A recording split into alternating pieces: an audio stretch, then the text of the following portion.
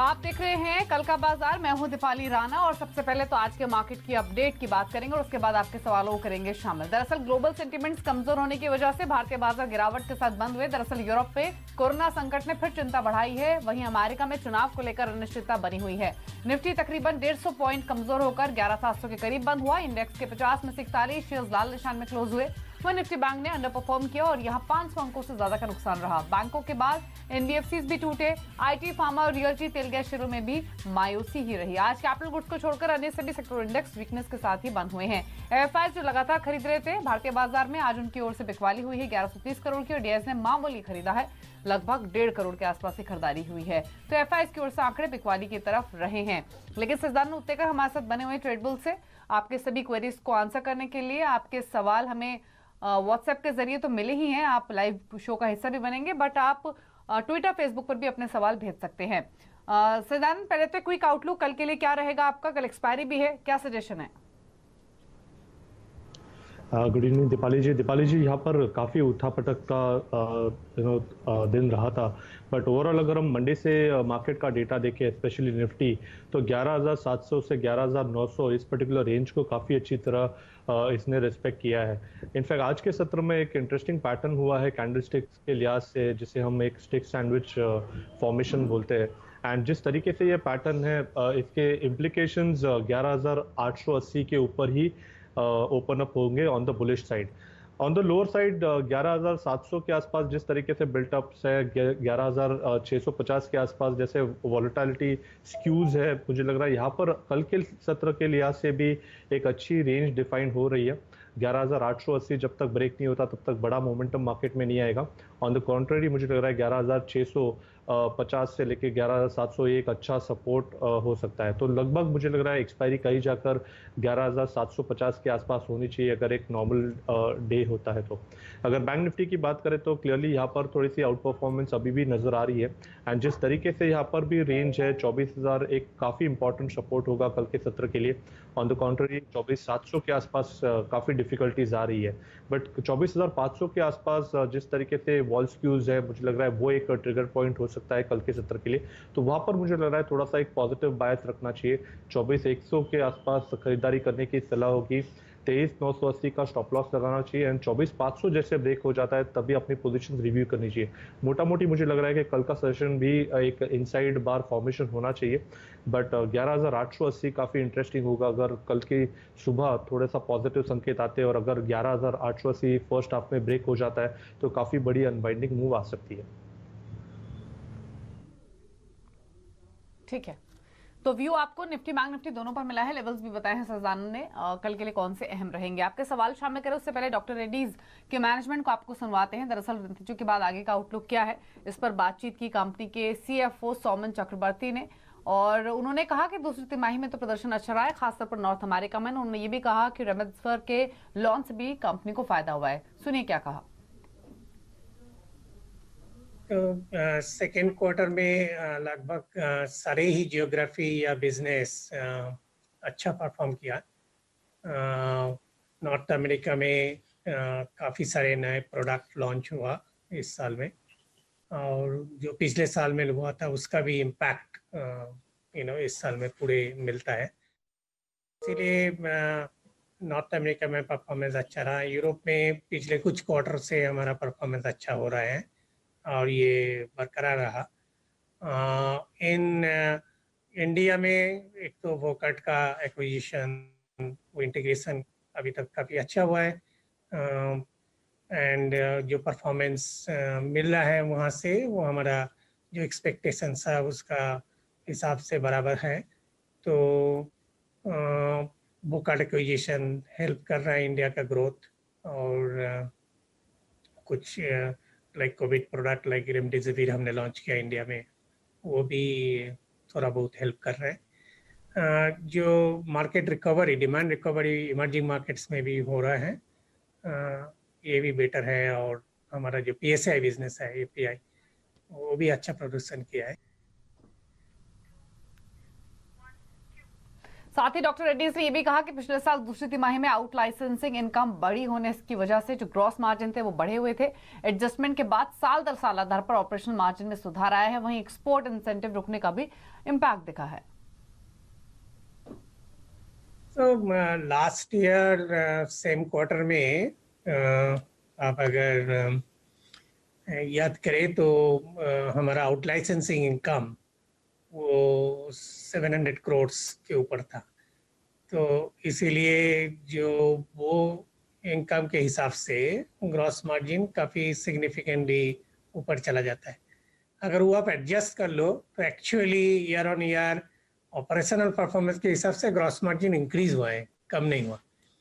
मगर अगर आप देखें सिक्वेंशियल बेसिस में तो थोड़ा बहुत ग्रॉस मार्जिन डिक्लाइन जरूर हुआ है। एक कारण है जो फॉरेक्स है, पिछले एक यूएस डॉलर ऑलमोस्ट 75 रुपये के ऊपर था। इस क्वार्टर में ये 73-73.5 के बीच में फ्लक्चुएट कर रहा है। तो एक तो फॉरेक्स का इफेक्ट होता है, दूसरा एक जो एक्सपोर्ट इंसेंटिव होता था फार्मा इंडस्ट्री के लिए, तो वो जो गवर्नमेंट ने स्टेप लिया वो सितंबर से बंद हो गया, तो उसको भी थोड़ा असर पड़ता है ग्रॉस मार्जिन में। तो डॉक्टर रेड्डीज की मैनेजमेंट को आपने सुना, स्टॉक ने काफी अच्छा मूव दिया भी है। हालांकि आज प्रॉफिट बुकिंग देखने को मिली और 150 रुपए नीचे डॉक्टर रेड्डीज हुआ है बंद। लेकिन चलिए बिना देरी के सवालों करते हैं शामिल। वीपी चौबे हमारे साथ झांसी से फोन लाइन पर मौजूद हैं। चौबे जी नमस्कार, बताइए सवाल अपना। नमस्कार मैडम, मैंने जो है जेनटेक लिए हुए हैं 92 के एवरेज में 400 शेयर है मेरे पास में। ठीक है। और एचएल लिया है 1000 में 25 शेयर है, इसमें क्या करें? पूछ लेते हैं क्या सजेशन होगा आपका सजदानंद। 25 स्टॉक्स एचएल के हिंदुस्तान एरोनॉटिक्स के 1000 के प्राइस पर और जेन टेक्नोलॉजीज 92 पर इन्होंने खरीदा हुआ है और जेन टेक्नोलॉजीज इनके भाव से नीचे है काफी, तो नुकसान हो रहा है इनको। तो क्या सजेशन, लेवल्स कौन से इंपॉर्टेंट? देखिए दोनों स्टॉक्स का अगर हम प्राइस डेटा देखें तो दोनों स्टॉक्स में एक करेक्शन है। इनफैक्ट जेन टेक्नोलॉजीज की बात करें तो मुझे लग रहा है ये करेक्शन ज़्यादा हेल्दी नहीं है। इनफैक्ट जिस तरीके से पिछले कुछ हफ्तों से ये डिक्लाइन हो रहा है, ग्रेजुअल डिक्लाइन मोड में है, बट यहाँ पर मुझे लग रहा है कि अपने 200 डे एक्सपोनेंशियल मूविंग एवरेज के आसपास मुझे लग रहा है ये पर्टिकुलर स्टॉक अभी और भी स्लिप होना चाहिए। तो 64 तक मुझे लग रहा है ये पर्टिकुलर करेक्शन और एक्सटेंड होगा। सो वहाँ पर एक बार आने के बाद थोड़ी सी उम्मीद की जा सकती है कि थोड़ी सी स्टेबिलिटी आए। बट अगर इनका लॉन्ग टर्म का नज़रिया है तो मुझे लग रहा है वहाँ पर अभी फिलहाल तो उनको पेशेंस रखना है और होल्ड करना चाहिए। काउंटर 64 के आसपास रिव्यू करने की सलाह होगी। और एचएएल क्लियरली यहाँ पर एक साइडवेज रेंज में है, बट जिस तरीके से ये रेंज डिफाइंड है मुझे लग रहा है यहाँ पर 660 एक इंपॉर्टेंट लेवल होगा। जब तक ये पर्टिकुलर लेवल ब्रेक नहीं होता आई थिंक मेजर वीकनेस नहीं आएगी, बट साइडवेज कंसोलिडेशन में जरूर है। काउंटर 800 के आसपास काफ़ी स्टिफ रेजिस्टेंस है। सो अगर ये रेजिस्टेंस ब्रेक हो जाता है तो ही कहीं जाकर एक रिलीफ रैली होगी, बट मेजर वीकनेस भी यहाँ पर नजर नहीं आ रही। तो मुझे लग रहा है एचएएल थोड़ा सा बेटर प्लेस्ड है, वहाँ पर पोजिशन ऐड करने की भी सलाह होगी। 660 के स्टॉप लॉस के साथ रिव्यू जोन रखना चाहिए अराउंड 800 के आसपास। ठीक है। दिव्या है केरला से फोन लाइन पर। दिव्या जी नमस्कार, बताइए सवाल अपना। नमस्कार मैडम, मैं रिलायंस की शेयर ली हूँ, 600 क्वांटिटीज है @2140। क्या करना चाहिए मैडम? होल्ड करना चाहिए या सेल का ऑफ कर देना चाहिए? फिर मैंने आईटीसी की शेयर्स ली है, 3000 शेयर्स हैं @196। मैं इसमें भी क्या करना चाहिए मैडम? होल्ड करना चाहिए या बेच देना चाहिए? फिर मैडम इंडिया बुल्स की शेयर्स है 1000 क्वांटिटी है @180। प्लीज मैडम अगर आप कुछ सजा दे सकते हैं तो बता सकते हैं। सजदानंद 3 स्टॉक्स है इनके पास, तो थोड़ा क्विकली राय चाहेंगे आपसे क्योंकि और भी बाकी कॉलर्स हैं हमारे साथ। रिलायंस, साथ ही दूसरा स्टॉक आईटीसी और इंडिया बुल्स हाउसिंग फाइनेंस, तो नुकसान हो रहा है इनको सभी में, क्या सजेशन? देखिए, दो तो काफ़ी अच्छे पेडिग्री के स्टॉक्स है, रिलायंस और आईटीसी। आईटीसी एक काफ़ी अच्छे कंसोलिडेशन जोन के आसपास ही है, तो यहाँ पर तो होल्ड करने की सलाह होगी। 160 एक इंपॉर्टेंट लेवल है, वीकली बेसिस पे उनको ये स्टॉप लॉस मेंटेन करना चाहिए एंड 185 के आसपास की एक्सपेक्टेशन है, तो जब भी वो स्विंग होगा तभी रिव्यू करनी चाहिए पोजीशन। रिलायंस में एक अच्छा करेक्शन कंप्लीट होने के फेजेस पे है और जिस तरीके से इसका ओवरऑल स्ट्रक्चर है, मुझे लग रहा है यहाँ पर 1960 के स्टॉप लॉस के साथ फ्रेश एडिशंस भी करने चाहिए। एक्सपेक्टेशन है कि यहाँ से जो रिबाउंड होगा वापस 2240 के लेवल्स आ सकते हैं, तो यहाँ पर भी एक पॉजिटिव बायस है।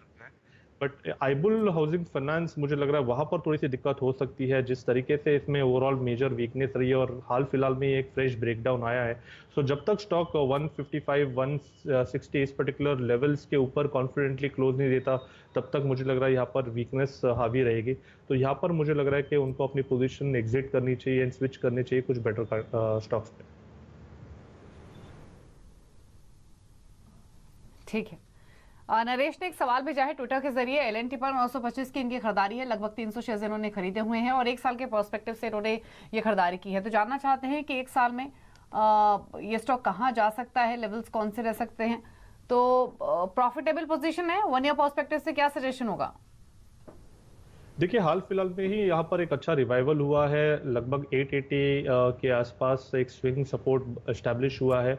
ओवरऑल अगर हम वीकली या फिर मंथली चार्ट देखें तो वहाँ पर एक राइजिंग चैनल फॉर्मेशन में है एंड जिस तरीके से यहाँ पर पैटर्न के टारगेट्स हैं, मुझे लग रहा है यहाँ से इमीडिएट बेसिस पे 1070 एक इम्पॉर्टेंट लेवल होगा। अगर थोड़ा सा ब्रॉडर होराइजन रखे तो मुझे लग रहा है 1150 के आसपास की एक्सपेक्टेशन भी की जा सकती है। ओवरऑल सेटअप ये वैलिड तब तक है जब तक 880 ये पर्टिकुलर लेवल होल्ड हो रहा है, तो मुझे लग रहा है 880 के स्टॉप लॉस के साथ अभी भी यहाँ पर अच्छी अपॉर्चुनिटी है जहाँ पर लॉन्ग्स ऐड करने चाहिए। 1150 उनके लिए होगा एक रिवीजन।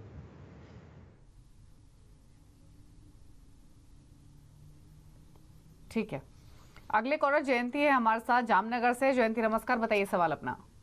नमस्कार मैम, मेरे पास 100 पावर ग्रिड के शेयर पड़े हुए हैं जो लॉन्ग टाइम से मैं होल्ड कर रहा हूँ, तो मैं एसबीआई में शिफ्ट होने की सोच रहा हूँ, तो क्या ये सही रहेगा?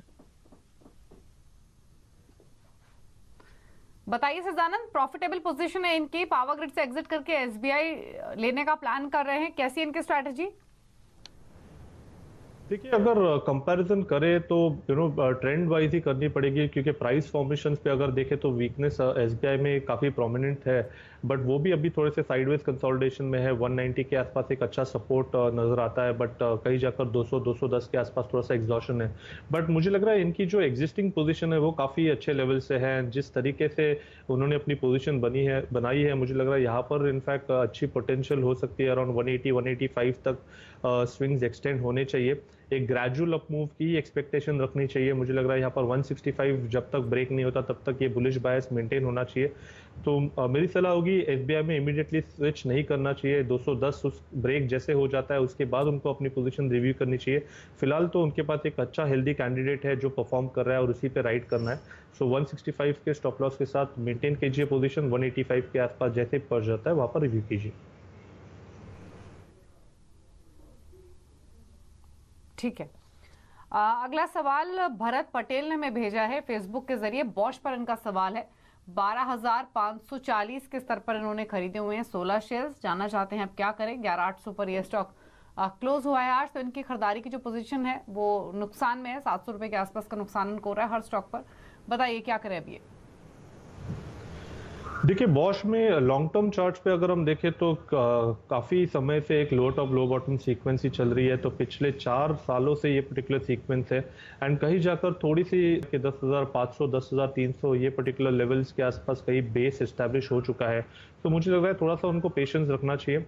ओवरऑल एक्सपेक्टेशन यही होगी कि अगर यहाँ से एक अच्छी रिवाइवल आ जाती है काउंटर में तो 16,400 16,500 के आसपास जो रेजिस्टेंस है वो एक बार रिविजिट हो जाएगा। बट फिलहाल तो मुझे लग रहा है 10,300 के स्टॉप लॉस के साथ उनको अपनी पोजीशन मेंटेन करनी चाहिए। ठीक है। अगला सवाल पूछने के लिए हार्दिक है हमारे साथ फोन लाइन पर राजस्थान से। हार्दिक नमस्कार, बताइए क्या सवाल है आपका। नमस्ते, good evening ma'am. Good evening Sujanand sir. मेरा सवाल ये आईटीसी के मैंने 872 शेयर्स ले रखे हैं 178 रुपीज पे, और दीपक नाइट्रेट के 102 शेयर है 792 पे। मुझे मेरा लॉन्ग टर्म का व्यू है, मेरे लिए सजेशन सर।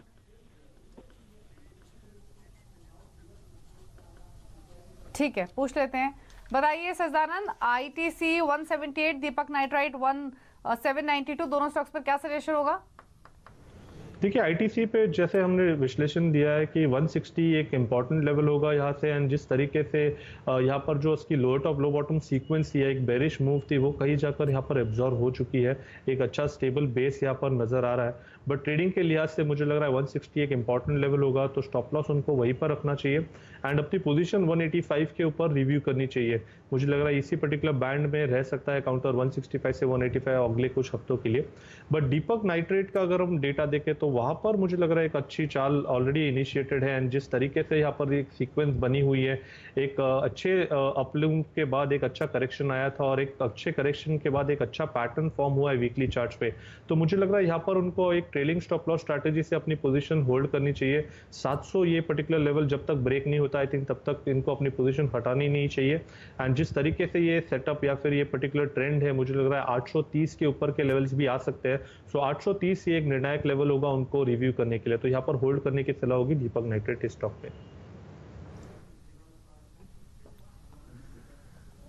क्विकली एक सवाल और ले लेते हैं। फेसबुक के जरिए प्रभात ने भेजा है, अशोका बिल्डकॉन 68 रुपए की इनकी खरीदारी है, 100 शेयर्स हैं, व्यू शॉर्ट टर्म में, बताइए सजदानंद। ठीक है, अशोका बिल्डकॉन आई थिंक 62 के आसपास है। यहाँ पर मेजर स्ट्रेंथ नहीं नजर आ रही है, बट कहीं जाकर जिस तरीके से एक रेंज डिफाइंड है अराउंड 52 53 के आसपास एक मेजर सपोर्ट है, एंड हर्डल उसको बार बार अपने 200 डे एक्सपोनेंशियल मूविंग एवरेज के आसपास ही मिल रहा है। तो जिस तरीके से ये रेंज है लगभग अराउंड 72 से लेके 55 इस पर्टिकुलर रेंज में ही लॉक्ड इन रहना चाहिए काउंटर।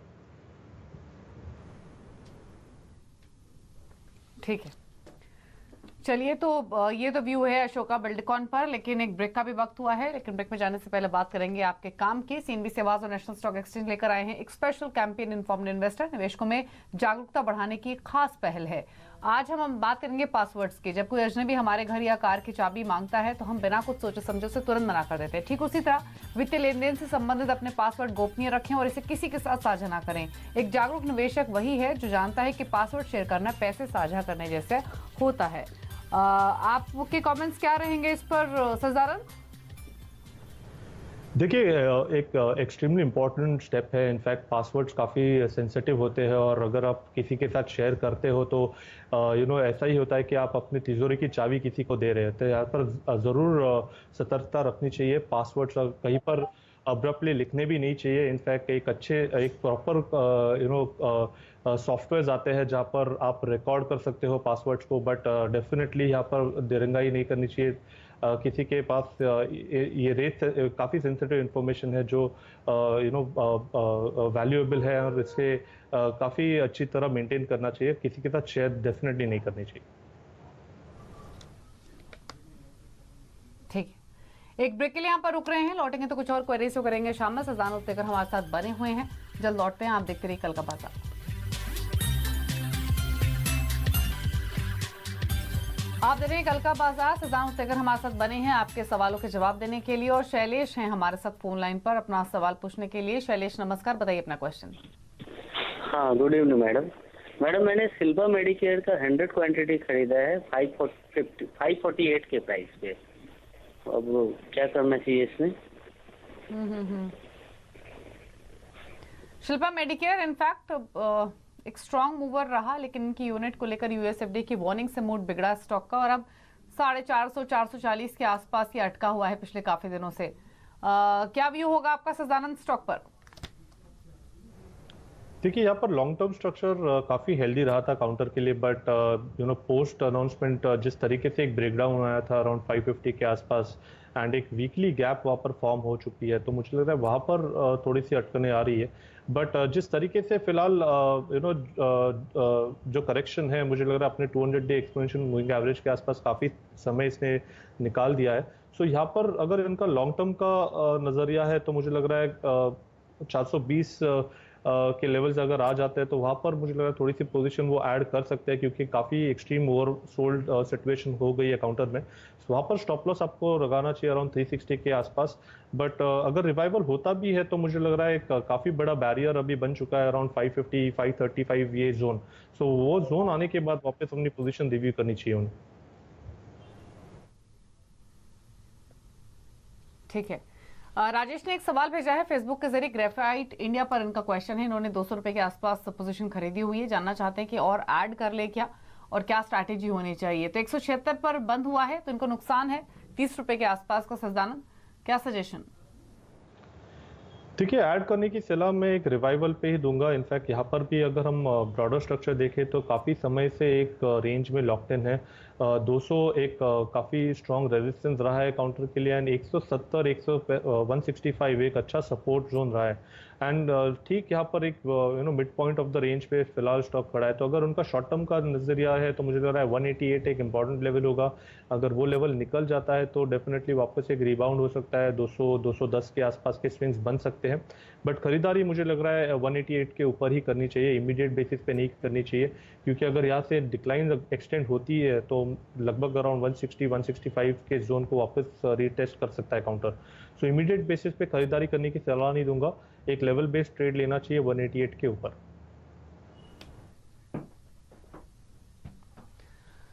ठीक है, तो ये सजेशन ग्रेफाइट इंडिया पर 188 के लेवल्स पार हो, ठीक है, ये स्टॉक तो थोड़ा ऐड जरूर कर सकते हैं। चलिए इतने सवाल करेंगे शामिल को डिस्क्लोजर आपकी ओर से सजदानंद। वेल दीपाली जी, मेरी खुद की निजी कोई पोजीशन नहीं है, बट मेरे क्लाइंट्स की ज़रूर हो सकती है जितने स्टॉक्स हमने डिस्कस किए उसमें से।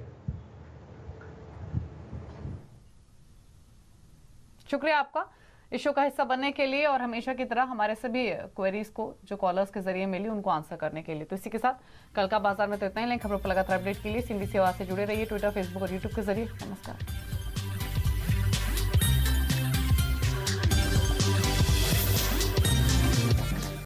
फ्रेंड्स, मिलते हैं अगले वीडियो के अंदर, जब तक के लिए गुड बाय।